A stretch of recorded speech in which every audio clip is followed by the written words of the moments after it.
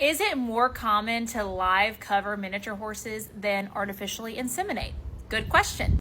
Absolutely yes. Way more common to live cover than artificially inseminate.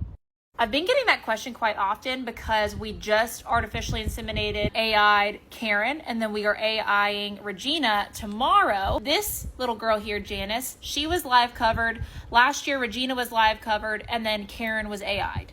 So what makes it different from the big horses?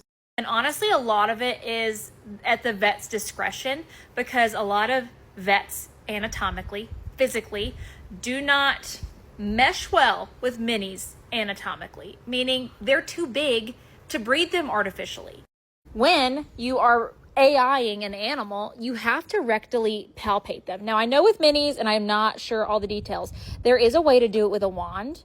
Now, I would love for someone to explain that in depth on here so that I could see. But generally speaking, you are going to rectally palpate them. That means you have to insert your hand and part of your arm into their rectum.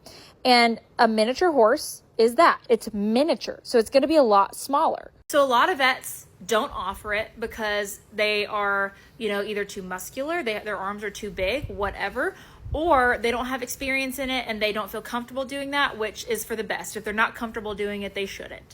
But luckily, I am blessed. I have a rather large equine hospital near me who has a wide variety of vets. A lot of the times clinics or like personal practices have 1 to 2 vets, whereas Tennessee Equine has, I think, like 20 something vets. And they have a wide variety of experiences and knowledge and specialties. And so I know that they have actually a few miniature horse clients who breed with them. And so that makes it amazing for me that there are a couple of vets there willing and knowledgeable in artificially inseminating minis. I think another reason is it's just not as easy and probably not as widely practiced to collect mini stallions. So it's not even just the artificial insemination part of it, but you have to have the collected semen in order to artificially inseminate it. And, it's just a different practice. It's probably not as widely needed. And so a lot of repro places don't put effort towards that. They don't specialize in that just because it's not as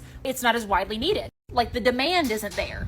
And so not every reproductive clinic is going to offer services to collect a stallion. Not everyone is going to teach their stallions how to mount a dummy, which that's still how it is these days. Not everyone artificially inseminates. A lot of stallions still live cover.